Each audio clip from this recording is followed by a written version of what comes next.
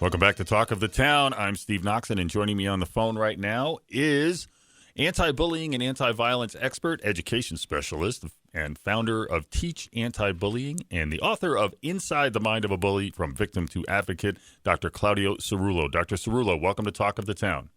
Good morning. Thanks for having me. Appreciate you coming on talk about this topic. It's something that, we've talked about this quite often in schools for decades now. Bullying, it just seems to be an epidemic that is just impossible to get past.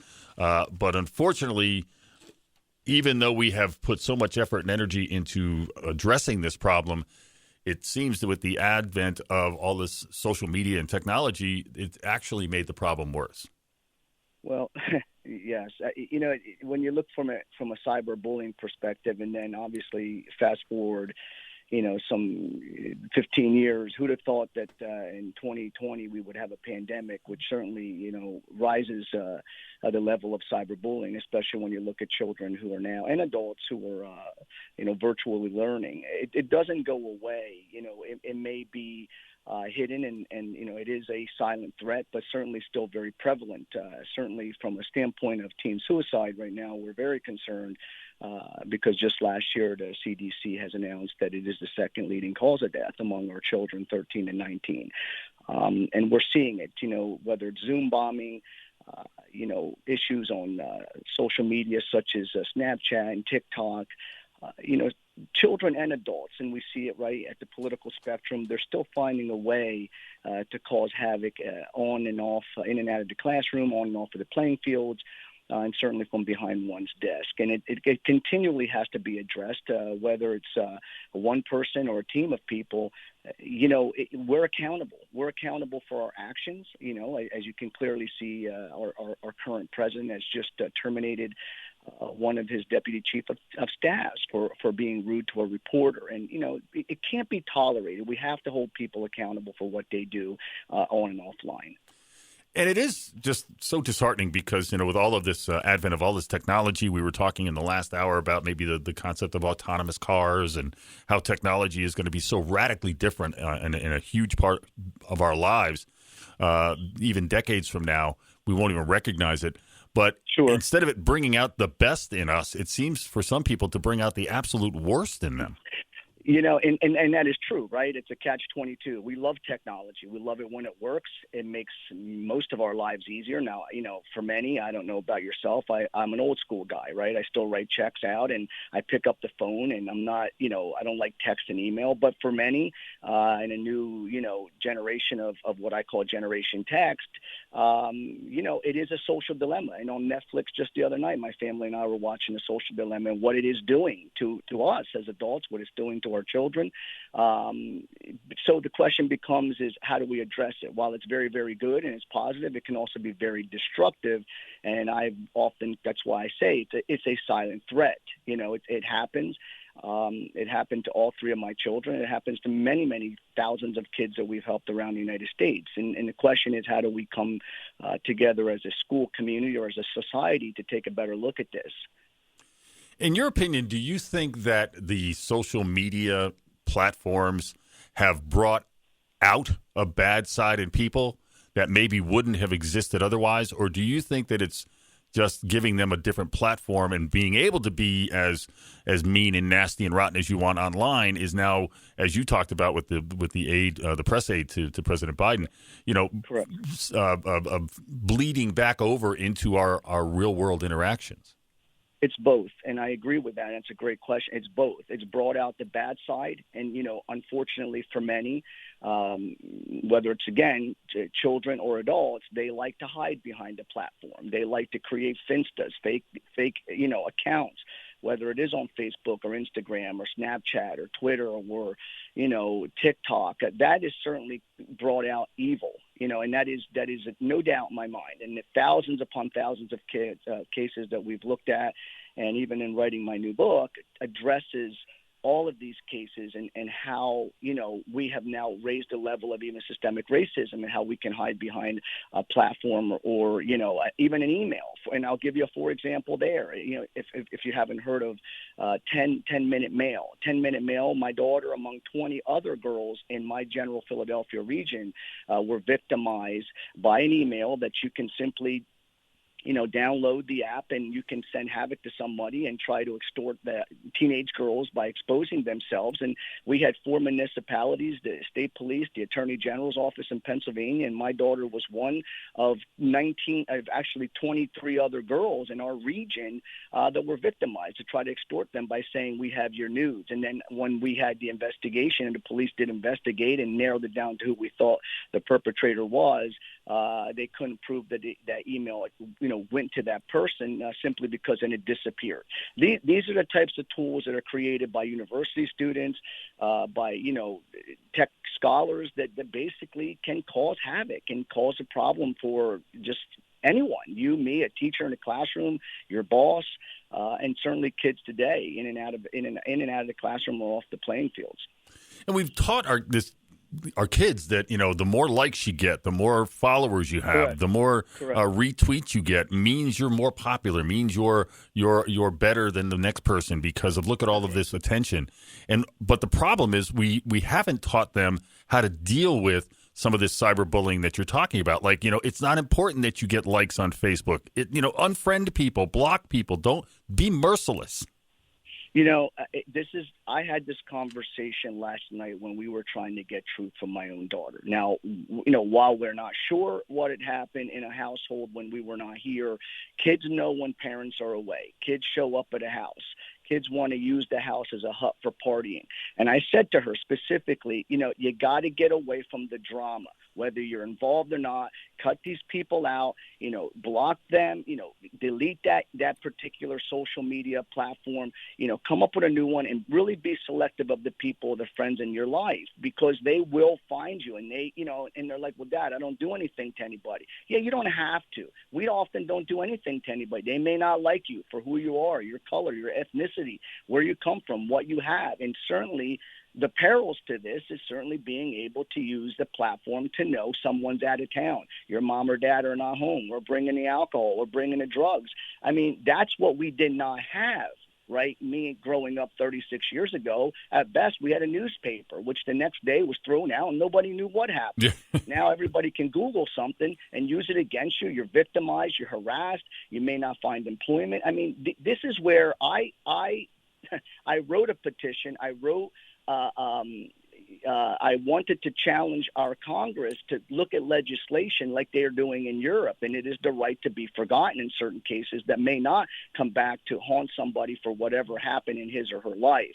And certainly right now, as President Biden was inaugurated this year on the 20th, I wrote him an extensive letter. I would like an executive order. It's not legislation. It's just an executive order to raise the level of anti-bullying awareness in this country. And I gave him a copy of my book, and I signed it to the president and his wife. But I'm really fighting hard to really get this to the forefront because it's not going away. And I don't know whether people don't recognize that or they refuse to or they just think it's a rite of passage. But believe me, it's just like any other pandemic. It is a pervasive public health issue, and we have to address it.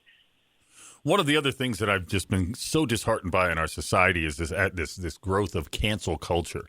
It's not a new phenomenon. There's always been calls for boycotts and things like that. But it just seems like there's a subset of our population that really gets a thrill out of finding something in somebody's past and using it to take them down. But isn't that? I mean, to your point, isn't that what we used to just simply call during, go back 200 years to when George Washington? It's just mudslinging, right? I mean, in politics, we use that every day.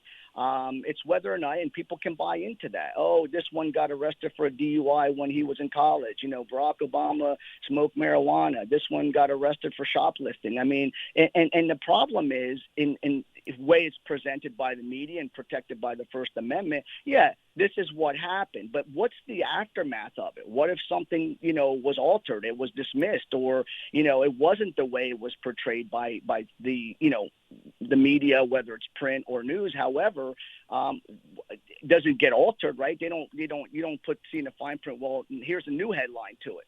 So, that has caused havoc among many, including children and adults alike. Well, there's a popular or famous story, I guess, or about the guy who held up the sign on television, asking for beer money and raised $1 million, took out enough to buy himself a case of beer, and then donated the rest to a children's hospital. And some reporter for an Ohio newspaper dug into his background and found some problematic tweets or Facebook posts from, years prior. And it got him destroyed. I mean, basically, in the upshot of that story is then somebody decided to do that to the reporter and got him fired. But I mean, that's the kind of stuff where it's like, people need to understand, especially young kids need to understand, their social media is forever unless they actively delete it. But even then, somebody could make a screenshot. Someone could save it, like we saw recently for a couple of years, and then pull it out at a time to hurt somebody. But this kind of stuff, it just makes that so much easier for someone who wants to mess with your life.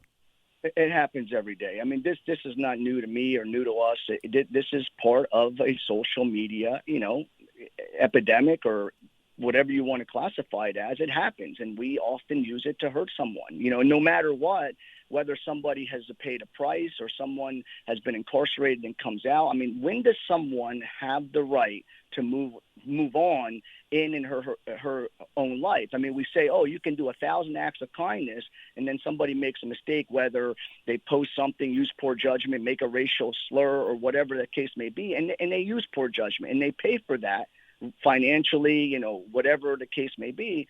But does that person get an opportunity to move on after they have, apologized and paid the price for that particular act, and we don't do a very good job of that forgiveness part of it, that empathy part of it. And that's the thing. I think there's no recognition of when someone does something stupid at a younger time. Later on in life, they've grown, they've matured, they've learned, they've become educated, they may be a completely different person, but that doesn't matter. There is no recourse. Well, you listen, we tell our own children, and even as adults, we've all used poor judgment. We've all made mistakes, and we're all human. There's no perfect being out there. But it's how we treat others. It's how you give back. I said to my son Vincent the other day, there's two types of people. There's givers and takers. Which one you want to be in life? And you don't use social media or any platform for evil. You use it to be productive. You use it to promote technology. You use it to do your job effectively. You do it to communicate. But I said to him, and as we often have conversations in the car, I said, your generation, that's all you do is snap. You snap text each other. Why don't you pick up the phone? I said, you can't do that with your boss. You got to communicate with people. So, unfortunately, this generation, it comes back to the home and the family, how much monitoring are they doing in the house? A lot of kids live with grandparents or extended family or guardians. They're not monitoring what's on their social media. They have no idea what's going on behind the scenes. I mean, we've dealt with thousands of cases and kids who have taken their lives to constant bullying. It's been in Connecticut. It's been in Philadelphia. It's been all over the country. It doesn't end. It doesn't stop because, unfortunately, someone will either hurt themselves or hurt others, just like Adam Lanza, did in at Sandy Hook. He was tormented since he was in fifth grade. There's thousands of cases. I'll never forget when I came to Newtown and what I saw there at the Grief Center and the families that lost their children over a mass shooting of 20 innocent children and 6 professionals. It's everyday society now, and it's just getting worse and worse and worse. And while we have greater issues, right, we're in a pandemic, there's financial collapse, there's crises of whatever, but we're still accountable for our children. We're still accountable as parents and grandparents and guardians to teach them the right thing from infancy into adulthood. And sometimes, unfortunately, as everyone always tells me, well, Dr. C, it still starts in the home. You're darn right it starts in the home. But in the home, how many children aren't being raised by parents or families, or they don't have fathers in many urban communities? These are the issues that are facing any community in any town, USA. So that's why we need mentors. We need role models of people to step up and say, look, we have an issue. Let's help address it. And that takes a village, right? Well, and obviously in the past you had you might have had one computer in the house and it was in the living room, so everybody could kind of see what was going on, and if the kids were on it, you saw what they were doing. But now everybody's got a cell phone in their hands. I mean, they're online 100% of the time, and you have no idea what they're looking at or where they're going. That's correct. And so in many cases, multiple cell phones, iPads. I mean, they can find a way. They can go to a tech store. I've seen kids the other day. We were at a local mall, and they were in an Apple store, and they were tormenting, and I overheard them. And, you step in and say, that's not cool. That's not cool. And they'll, whatever. There's always banter back and forth. But you always try to do the right thing if you see it. And we teach children, and part of when we look at this issue is, be an upstander. Don't be a bystander. Be an upstander, right? Just like what happened in with George Floyd. I mean, come on, man. Even if that's your superior, you say, look, come on, get off his neck, man. Come on, sergeant or whatever, lieutenant. Come on, you're hurting him. You stand idle, even in a situation like that. It's a pervasive issue that looks at taking someone's life because that person had the authority to do that. He had a gun and a badge. He had delusions of grandeur. These raises to levels of saying those officers that stood around and watched that could have simply said, get off them or push them off and then faced whatever repercussions afterward. But you would have saved someone's life. Instead, that life was lost. And look at where we are today. And it's no different than where we were 20 years ago. 200 years ago. Yeah, I mean, it still exists. It's just that the technology has made it easier. Now, let's talk about the responsibility, perhaps, that these social media platforms have to step up and stop cyberbullying. I mean, is there anything that they can do? I mean, I'm all about free speech and not restricting someone's freedoms, but this is borderline potentially violent behavior, isn't it? Well, it is violent behavior, and I mean, violent behavior. And I'm not going to get into the Democrats and the Republicans and what happened on January 6th, but a simple tweet by someone of authority can certainly cause a whole lot of havoc, whether it's destructive in that regard or a student saying, "Yo, there's a party at so-and-so's house. Let's show up there and let's steal their TV and whatever other assets they have." It's the responsibility certainly of whether it's Mark Zuckerberg or Facebook or whomever to look at these things and say, this may be an issue. And they have come a long way, these social media platforms, to monitor what's going on. But the problem is kids are very savvy to be able to turn it around and say, well, okay, you got me on this one, but I have 20 other, Instagrams or Finstagrams accounts that I can cause havoc under another alias. So how much, it's hard to oversee a lot of these issues because kids are one step ahead of them. While they're doing a good job of saying this, it does not raise to our community standards, we're going to block what you're saying here. And then some of it gets away. Some of it, even on YouTube has done a better job of it. And some, they don't catch everything. But once it's out there, it's pretty much it. The fire has started. Yeah, and like you say, they're always one step. It seems they're one step ahead of all of these things. I mean, by the time you get caught up on them on Twitter, they're over at Instagram, and then if you get them on Instagram, they're over on Snapchat, and who knows what the next app is going to be they're going to be using for this kind of stuff. Well, the worst of it is what we often classify. We talk about predator apps like Kick and Tinder and Yik Yak and Whisper, Ask FM, Volti. There's High Calculator. For example, I talk to parents all the time around the country about any Apple phone or Android has a calculator which looks just like the calculator I'm looking at on my phone, but the High Calculator app, you can download it, and if parents say, let me see your phone, they'll say, oh, it looks just like the calculator app, but it basically is an app that allows students to hide pornography, photos, video, messages. They put them in there in case they want to use them later. Same thing with Audio Messenger. Yik Yak was developed by students at Fordham University in the Bronx, that it would send anonymous text messages, and multiple municipalities roughly 10 years ago, Chicago PD, Philadelphia PD, NYPD, they couldn't get to that particular school threat because they couldn't find where it was going. It was untraceable. It took like a matter of 2 weeks to find it.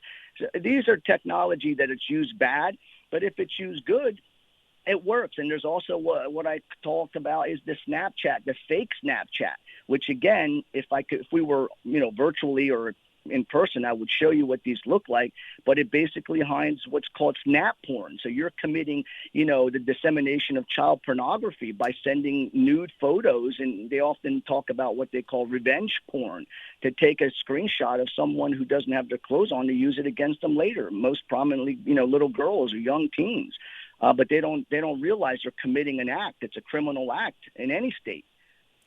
Well, how do we teach our kids? I mean, I know you started teachantiBullying.org, and maybe you could give us some tips from that website and what people can find if they go to that website. But the first thing I think is trying to get the kids' attention to say, listen, you got to break this addiction. You got to get off of these social media platforms, right? Here's the first problem. The first problem in any line of defense, whatever the issue is, there's millions of issues, is we look at this issue from a community standpoint. We say, who are the players that need to be involved in this? We need the parents. We need the grandparents, the guardians. We need law enforcement, the teachers, the administrators, anyone in the respective community who's part of raising or part of the accountability of a child. You bring them together, and I call it that triangular approach. It's not like, back in your day or my day, we had a school assembly on, drugs and there and whatever, and then the person went away, we all cheered and clapped, and it was great because we got out of whatever content class, and it was enjoyable.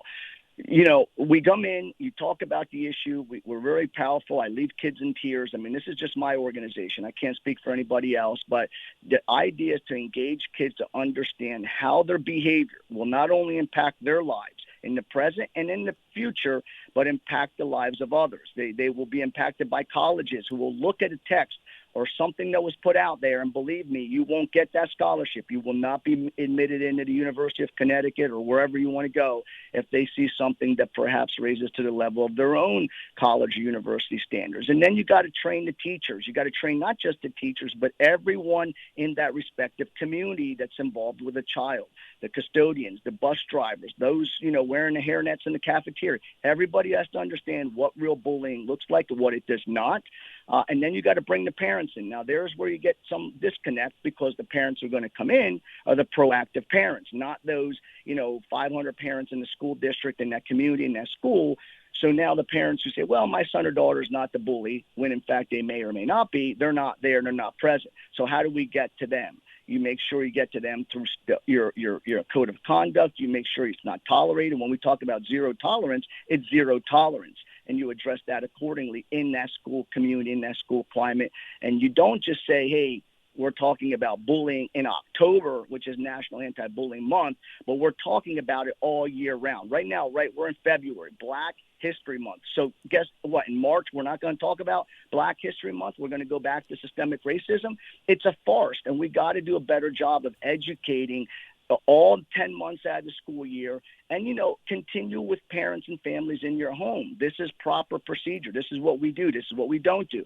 But come on. I mean, this sounds great in theory, but with many children, it's not applied. It's overlooked. It's not addressed. They're not held accountable, and it go back to the same routine until finally what happens? Somebody either takes their life or takes the life of another through a potential school shooting or some other victimization in the school or community. I mean, that's happened thousands of times over, right? We've had 433 school shootings since 1966. And if you go back to 2006, when cyberbullying became prevalent and CNN tagged it as bullying behavior, and then we've had 177 directly relating to some type of bullying or social media issue. It's a problem, and I continue to say it's a problem. And until there's tragedy, no one seems to want to take a look at it, even though it's on the back burner, but it has to come to the forefront. Now, I got another president's ear. I dealt with this with President Trump, President Biden, and President Bush. And two of the three presidents helped me to look at this issue. And now I'm going to attack President Biden and say, look, come on. You say you don't tolerate it, then let's take a closer look at this, because it's not just kids, it's adults in any venue, including the White House. Now, what are some warning signs if you think your kid might be getting bullied? Well, okay, so here's the first thing that parents will say, well, my kid's happy-go-lucky, they look great. Yeah, that's just the facade. You got to talk to your kids every day. Don't settle for, how was school today, son? How was school today, honey? Oh, it was good. No, let's get into it. What happened? What did you learn? What did you do? Were you nice to them? Was somebody mean to you? Ask a little bit more into the detailed questions so that you can understand what really happened. Most kids will come in, yeah, it was great. They go up in their room and, there's underlining social and emotional trauma there. But we look at missing possessions. We look at missing, for example, I bought you a backpack last week. This happens a lot in elementary. Oh, well, I lost it. I can't find it. Here, property is being taken from the children, missing iPhones. You look at withdrawn behavior. Dad, I don't want to do karate anymore. I don't want to do dance. I don't really want to play football. Now you say, well, why? You've been doing this a long time. Well, I just don't like it anymore. Now you got to talk to the coach. You know, you talk to your son. Well, what's happening? Hey, coach. Hey, Mrs. So-and-so, Mr. So-and-so. Do you see any type of maybe something's happening in, you know, my son's classroom? Yeah, he's been very sad lately. He's been very withdrawn. You know, so you got to come to the root of it. There's always an antecedent to looking at that particular problem. You know, you look at how they treat their siblings. We've had cases where they've, you know, come after their brothers or sisters. They've, in the social realm, they've hurt their pets. They've killed their dog, they've killed their cat, they've killed their gerbils or hamsters because they're trying to take that aggression out on somebody. How they respond to parents. You know, saying everything's fine is not always everything's fine. So we have to do a better job of that. Then you look at their, from an academic standpoint, look at their grades after the first marking period. Do they really not understand algebra, or is there underlying academic issue that's causing them stress, you know, social stress? You know, anxiety. We look at that. We have to be very mindful. I have a son who's on the spectrum. He has Asperger's, with children with what we call autism spectrum disorders and other disabilities. They're often very, you know, you don't often notice that, and they're victimized nearly 62% of regular education children. We have to do a better job in corporate America to recognize signs of harassment that happen by your supervisor, superior. And what does an employee do? Well, I either live in the anxiety, the stress, or I start to look on, you know, for another job on Indeed, or I quit because I can't take it anymore, or I continue to endure it. It doesn't go away. See, most people think, well, bullying ends after 12th grade. No, they grow up and they become an adult bully, and they just victimize whoever they're in charge of supervising. You know, these are some of the clear signs that you have to look at. You have to be very mindful, you know, in some of the retention issues of even like the cyberbullying, you know, looking at when do I look at my daughter's phone? You don't want to invade someone's privacy, but if you think something's happening, you know, you may want to have passcodes to those things. You may want to have your computer in an area where you can see it, you know, where you're monitoring what's going on and want some of the apps that the kids are on. You know, there's so much to this. I don't know. We don't have enough time on the radio to talk about it. Well, I can tell you a story. My nephew came to me and told me he was getting a couple of kids were bothering him at school. And I said, well, you know, what are your teachers doing about it? He goes, well, I've told them, but they haven't really done much of anything. I said, here's what you need to do. You need to go to like the principal, the vice principal, whoever, and you need to say, listen, this is happening to me. And I want you to put this in my record that someday I'm going to have enough and I'm going to punch one of them. And I don't want to get in trouble for that because I've told you and you've done nothing about this. Correct. Well, when he told them and he said, this is exactly how it's going to go and I want that letter in my record, suddenly they stepped up to the plate and they put a stop to it. Some school districts are very good about and see what your nephew says. We hear that all the time. Well, you know, they don't do anything. And now let me share that I live in a state, Pennsylvania, where I'm still fighting to get legislation. My neighboring states, Delaware, they have it. I served on Governor Christie's task force in New Jersey, and we have what's called the HIB policy or HIB legislation. It's harassment, intimidation, and bullying. And some states do not have legislation at all. So first of all, we need legislation in all 50 states because obviously when you have laws that create more accountability to holding students and parents accountable. So that's important. But, you know, for a district, that's not uncommon because they're just so inundated with standards and testing and state testing that they don't understand that any kid, whether it's virtual or hybrid or coming to school, you know, pre-pandemic, they just want to learn, man. I can't say this clearly enough. They just want to go to school in peace. You know, they want to get the best education they can get from their teachers. And there's always someone or some person or a group of people that just say, I'm not going to allow that today. I don't want you to be happy because I don't like you. You're black, you're Hispanic, you're transgender, you're not good on the football team. You know, this is the problem.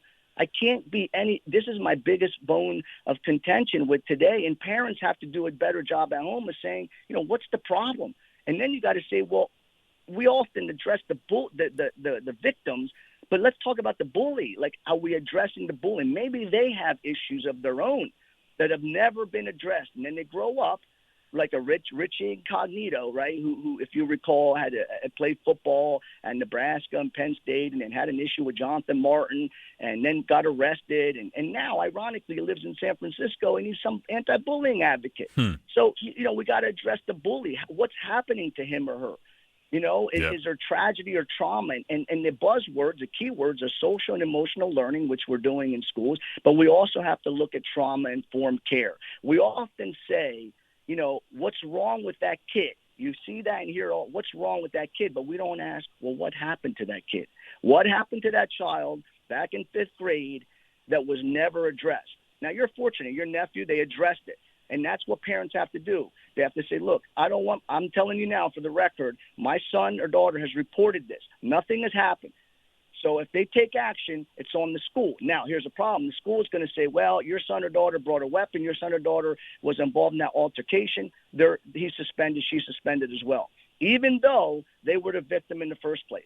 But as parents and guardians and grandparents, I tell you now, and I was a principal for a long time in one of the most violent cities in America, in Camden, New Jersey, and I'm going to tell you the same thing I tell everybody. Make sure you document. Don't pick up the phone, email, make sure there's a paper, document all behavior and interaction when there's an issue regarding any type of climate, whether it's, whatever. It doesn't have to be bullying per se, which everybody thinks is bullying.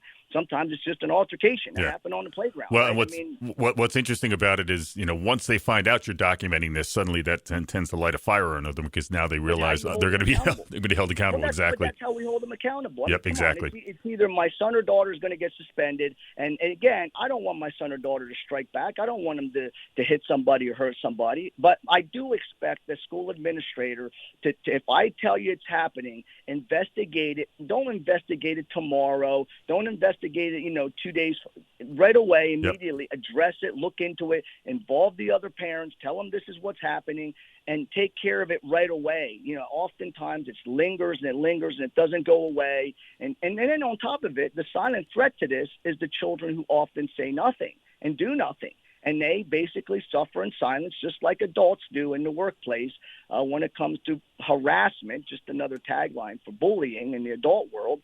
And they're suffering, suffering, from anxiety, headaches, there's so many. The other thing is simply looking at a child that says, Daddy, I have a headache. Mommy, I have a headache. My stomach hurts. That hidden aggression, being depressed. These are all emotional signs. The behavioral signs, hurting themselves. I had a kid 2 weeks ago who wore this black glove, and everybody's like, yo, what are you wearing this black glove for, man? That's stupid. What do you got? I just like the glove. I like the glove. Well, here, no one said, well, I'd like for you to remove the glove. Nobody ever asked that. Like, you would think, well, I think you need to show me what's underneath it. And here, the kid took a razor blade from the art class and was cutting himself. And to hide the blood, he was wearing the glove, black gloves. Right, but nobody thought that was a red flag. Nobody thought that, like, my son or daughter is bullying their siblings or not one, or the infamous, like, not even being able to sleep at night or changing circles of friends. There's so many signs that are often.